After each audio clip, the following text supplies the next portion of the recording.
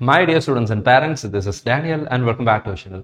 All India கோட்டாவுடைய second round of counselling எப்போ ஆரம்பிக்கும் அப்படிங்கிற கேள்வி நிறைய பேருக்கு இருந்துகிட்டே இருக்கு. அது மட்டும் இல்லை, அதை பற்றின ஒரு அப்டேட் அப்படிங்கிறது எம்சிசி தரப்புலேருந்து வந்திருக்கு. அது மட்டும் இல்லை, எல்லாத்துக்கும் சந்தோஷத்தை கொடுக்கக்கூடிய இன்னொரு மகிழ்ச்சியான விஷயமும் செகண்ட் ரவுண்ட்லேருந்து நடக்க போகுது அப்படிங்கிறத எம்சிசியும் சொல்லியிருக்கிறாங்க.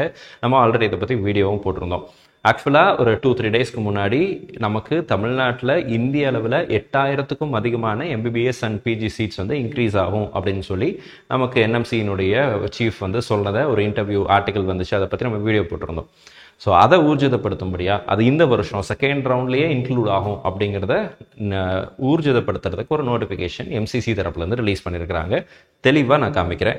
இது மாணவர்கள் பெற்றோர்கள் யாருக்கெல்லாம் ஃபர்ஸ்ட் ரவுண்டில் சீட்டு கிடைக்கல அவங்களுக்கெல்லாம் சந்தோஷமான ஒரு விஷயம் தான். தமிழ்நாட்டில் குறைஞ்சபட்சம் ஒரு 200 சீட்டு வருது அப்படின்னா கூட 200 மாணவர்களுக்கு இடம் கிடைக்கும் அப்படிங்கிறதான் உண்மை. அப்போ அந்த 200 மாணவர்கள் உண்மையாகவே இந்த செகண்ட் ரவுண்டில் சீட்டு கிடைக்க போது அவங்களுடைய லைஃப்பில் ஒரு பெரிய சேஞ்ச் ஓவர் நடக்கும் அப்படிங்கிறதுல மாற்று கருத்து அப்படிங்கிறதுல. கட் ஆஃப் மார்க் வேரி ஆகுமா அப்படின்னா கட் ஆஃப் மார்க்ல அந்த மார்க் அப்படிங்கிற நம்பர்ல வேரியேஷன் பெரிய அளவில் இருக்காது. ஆனால் ரேங்க்ல 200 சீட்ஸ் அல்லது எவ்வளோ சீட்ஸ் வருதோ அவ்வளோ சீட்ஸ் அவ்வளோ மாணவர்களுக்கு வாய்ப்புகள் அப்படிங்கிறது கிடைக்கும். ஸோ எந்தெந்த காலேஜஸில் வரும் அப்படிங்கிறது எல்லாத்தையுமே நான் உங்களுக்கு அடுத்தடுத்த வீடியோஸில் சொல்லிடுறேன். ஸோ எம்சிசியினுடைய வெப்சைட்டில் இருக்கிறோம் notice for revision of round 2 அப்படிங்கிற ஷெடியூல் கொடுத்துருக்காங்க. ஸோ இதில் பாருங்கள், இது இன்னைக்கு 23ஆம் தேதி வந்த நோட்டிஃபிகேஷன். ஆக்சுவலாக எம்சிசிக்கு 22ஆம் தேதி நேற்றோட வந்து பார்த்தீங்கன்னா all India quota first round reporting time முடிஞ்சு ரெசிக்னேஷன் டைம் போயிட்டு இருக்கு. 25ஆம் தேதி வரைக்கும் நீங்கள் ரிசைன் பண்ணிக்கலாம், மண்டே வரைக்கும். ஸோ 25ஆம் தேதி வரைக்கும்.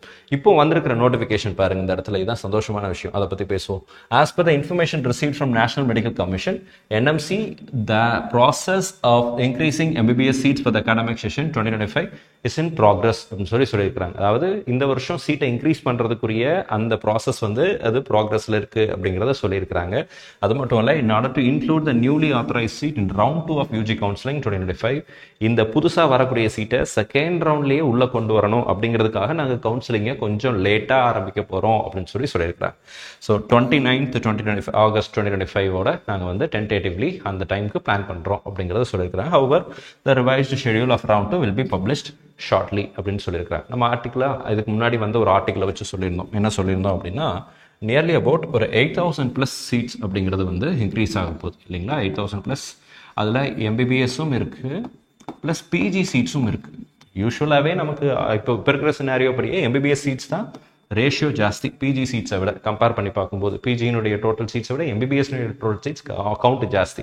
இப்போ இந்த 8000த்துலேயும் எம்பிபிஎஸ்க்கு தான் சீட் அதிகமாக இருக்கும் அப்படிங்கிறதுல மாற்று கருத்து இல்லை.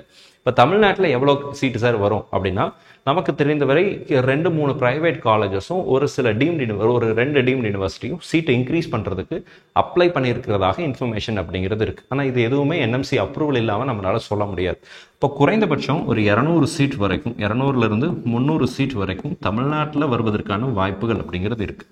இந்த நம்பர்ஸில் I am not sure about the accurate numbers. But எவ்வளோ சீட் வரப்போகுது, என்எம்சி எவ்வளோ அப்ரூவல் கொடுக்க போகிறாங்க, 100 சீட் அப்ளை பண்ண இடத்துல 100 கொடுக்குறாங்களா, 50 சீட்டு தான் கொடுக்க போகிறாங்களா, இதெல்லாம் பொறுத்து நம்பர்ஸ் வேரி ஆகும். ஆனால் தமிழ்நாட்டிலையும் சீட் வர்றதுக்கு வாய்ப்புகள் நிறைய இருக்குன்னா நிறைய காலேஜஸ் அப்ளை பண்ணியிருக்கிறாங்க.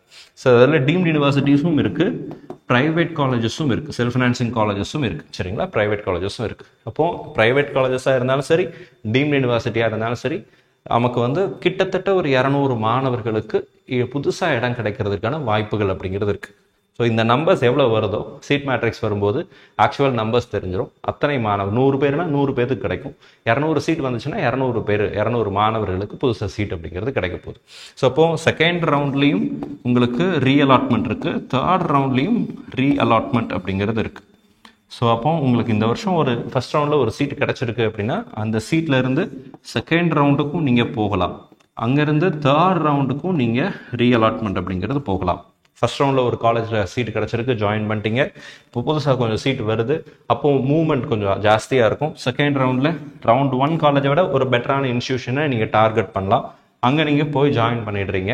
இப்போ அந்த காலேஜை விட வேறு ஏதாவது பெட்டரான இன்ஸ்டியூஷன் கிடைக்குமான்னு நீங்கள் ஆசைப்பட்டீங்க அப்படின்னா யூ ஹேவ் அன் ஆப்ஷன். நீங்கள் தேர்ட் ரவுண்டு வரைக்கும் ரீஅலாட்மெண்ட் ட்ரை பண்ணலாம் இந்த வருஷம், தமிழ்நாட்டிலையும் சரி ஆல் இண்டியா கோட்டாலையும் சரி. சரிங்களா, அப்போ நீங்கள் second round third round reallotment தாராளமாக யோசிக்கலாம். பிகாஸ் நம்ம நம்பர் ஆஃப் சீட்ஸ் கொஞ்சம் அட்லீஸ்ட் ஒரு 100 சீட் வந்துச்சுன்னா கூட நமக்கு அது லாபம் தான்.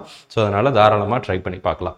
இது ஃபர்ஸ்ட் ரவுண்டில் சீட்டு கிடைக்கல அப்படின்னு இருக்கிற மாணவர்களுக்கு மார்க்கில் வேரியேஷன் வரலைன்னா கூட பரவாயில்ல, பட் நம்பர் ஆஃப் சீட்ஸ் வந்து கொஞ்சம் கண்டிப்பாக இதாகும், இன்க்ரீஸ் ஆகும். ஸோ அதை பொறுத்து மாணவர்களுக்கு இடங்கள் கிடைக்கும். ஆக்சுவலாக எவ்வளோ சீட் வருது அப்படிங்கிறதெல்லாம் பேஸ் பண்ணி சீட் மேட்ரிக்ஸ் வரும்போது நான் உங்களுக்கு தனியாக வீடியோவாக பதிவு செய்கிறேன்.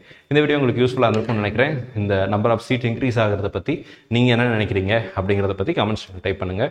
All the very best, thank you so much. நம்ம வீடியோ பார்க்கக்கூடிய மாணவர்கள் மற்றும் பெற்றோர்களுக்கு வருகிற ரவுண்ட்ஸில் உங்களுக்கு என்ன கிடைக்கணும்னு சொல்லி உங்களுக்கு ப்ரே பண்ணிக்கிறேன். All the very best, thank you so much.